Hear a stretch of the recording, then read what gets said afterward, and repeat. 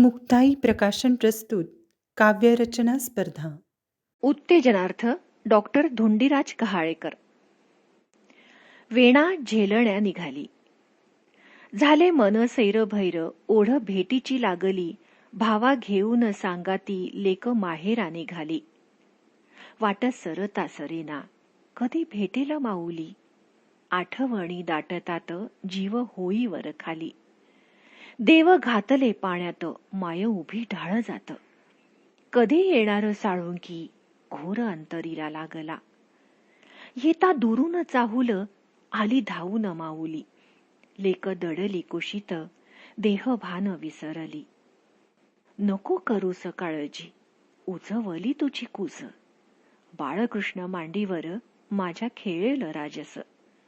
बोल साठवुनी कानी, तृप्त धरित्री जाहली.